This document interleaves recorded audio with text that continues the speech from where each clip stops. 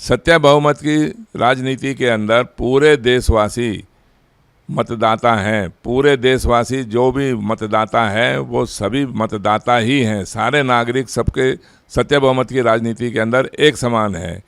अब आपका जो सवाल है कि भाई कोई एक ही पार्टी को हिंदू सारे वोट दे देंगे, तो एक ही पार्टी ने कोई ठेका थोड़ी उठाया हुआ है। दूसरी पार्टियों को मना थोड़ी किया है किसी ने कि भाई आप दूसरी हिंदू लोग दूसरी पार्टी नहीं बना सकते। कोई एक ही, मैं आपको सीधी सीधी बात बताता हूँ कि जैसे आज के दिन हिंदुओं की पार्टी को आपने बीजेपी को एक ऐसा मान रखा है कि बीजेपी ही एक हिंदू पार्टी है, लेकिन बीजेपी को छोड़कर क्या दूसरी प्रतिस्पर्धा कांग्रेस पार्टी के अंदर साथ में नहीं है? क्या और कोई पार्टी नहीं बन सकती जो हिंदुओं के वोट लेकर भी राजनीति करे? तो ये देखिए, जो जब सबसे ज़्यादा वोट लेके बात करनी है तो कोई भी हिंदू या मुसलमान या कोई जाति या धर्म की राजनीति तो बिल्कुल समाप्त हो जाएगी। आपको सबसे ज़्यादा वोट लेने हैं तो आपको नहीं पता कि सबसे ज़्यादा हिंदू मेरे को वोट देंगे या सबसे ज़्यादा मुसलमान मेरे को वोट देंगे या कोई और धर्म विशेष का वर्ग मेरे को वोट देगा। आपको सभी वर्गों का, सभी धर्मों का, सभी जातियों का, विशेष रूप से सब प्रकार के लोगों का, अमीर गरीब सब लोगों का आपको वोट लेके बहुमत बनाना है। तो इसके अंदर आपको ये भ्रम नहीं होना चाहिए कि खाली हिंदू के वोट लेके आप बहुमत बना लेंगे। ये कभी संभव ही नहीं है सत्य बहुमत की राजनीति में, क्योंकि आपको वोट सबसे ज़्यादा लेने हैं। ये तो आज की राजनीति में है कि थोड़े से लोगों के वोट लेके ध्रुवीकरण करके और आप बहुमत बना लीजिए।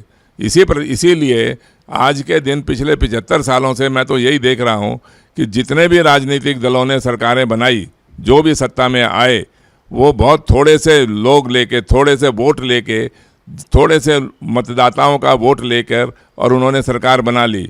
जब सत्य बहुमत की राजनीति होगी तो जब सांसदों का हमने बहुमत मानना ही नहीं है, तो आपने मानना ही मतदाताओं का बहुमत है, तो आपको न्यायप्रिय लोकप्रिय व्यवस्था बनानी ही पड़ेगी, भेदभाव रहित। और ये आपको भेदभाव से रहित आपको राजनीति बनानी ही पड़ेगी। सब लोगों के लिए एक जैसा न्याय, एक जैसा कोई पक्षपात नहीं होगा, भेदभाव नहीं होगा, ऐसी नीति आपको बनानी ही पड़ेगी।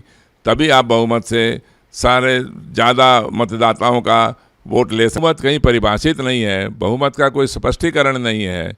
इसी स्पष्टीकरण को लेने के लिए, इसी बहुमत की परिभाषा को बनाने के लिए ही तो हमने सत्य बहुमत बनाया।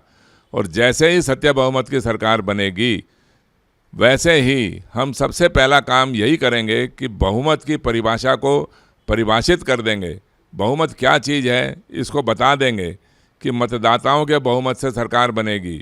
मतदाताओं के बहुमत से सरकार बनाने के लिए ही हम एक ऐसा स्पष्टीकरण और एक कानून बना देंगे कि जिसके अंदर ये भ्रम की स्थिति ही नहीं रहेगी कि बहुमत क्या होगा।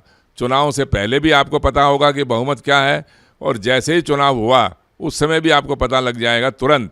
कोई ये साँठ-गाँठ, जोड़ तोड़, समझौतों की, खरीद फरोख्त की कोई आवश्यकता नहीं है सत्य बहुमत की राजनीति के अंदर। व्हिप और दल बदल के कानून बने हुए हैं, हम उनको निष्कासित कर देंगे, उनको बिल्कुल ख़त्म कर देंगे।